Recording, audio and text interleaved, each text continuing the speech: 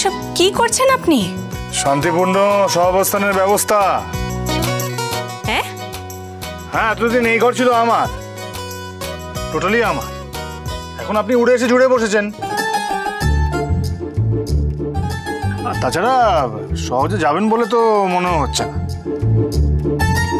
তো যতদিন আছেন একটা সেটেলমেন্ট করা যাক, এটাই ভাবলাম। তাই এখন এ ঘরে যাবতীয় জিনিসে অর্ধেক অধিকার আপনার আর অর্ধেক আমার। ভালো করে বুঝে নিন, দেখে নিন কিন্তু। হ্যাঁ, এই আলমারির হাফ আপনার, হাফ আমার।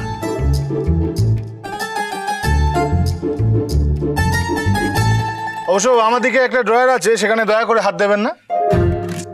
আমার নিজস্ব দরকারি জিনিসপত্র থাকে ওখানে। হ্যাঁ, সে কি দরকারি জিনিস তা তো আমার জানাই আছে। ওনার 7 রাজার ধন 1 মানিকা, মদের বোতল।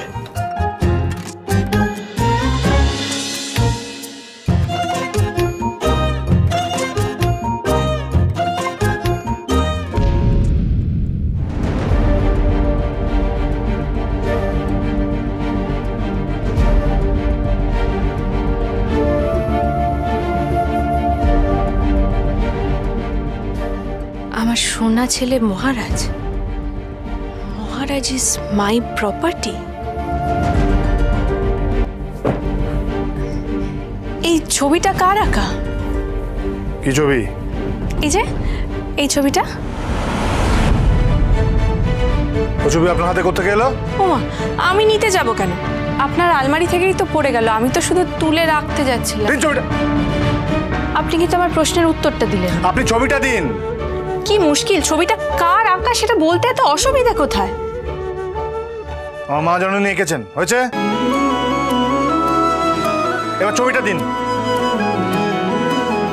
কি অপূর্ব, এ তো পাকা হাতের কাজ। এরকম একটা ছবি, তার মানে উনি তো একসময় আপনাকে খুব ভালোবাসতেন।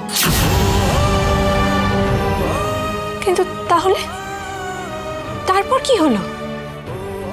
আমি আপনার এত প্রশ্নের উত্তর দিতে বাধ্য নই। হ্যাঁ, বলবো না আপনাকে, দিন। আরে এত রাগঢাক কিসের শুনি?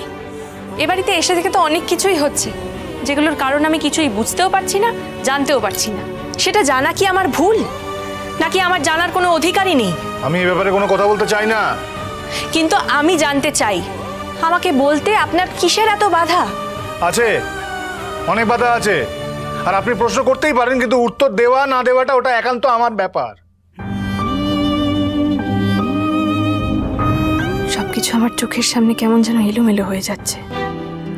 আজকে যে মায়ের উপর ওর এত রাগ, এত বিদ্বেষ, সেই মায়েরই এত ভালোবাসার সন্তান ছিলেন উনি। কিন্তু তারপর কি হলো? আমাকে জানতেই হবে। উড়ান সোম থেকে রবি প্রতিদিন রাত 8টায় স্টার জলসায় ও ডিজনি প্লাস হটস্টারে।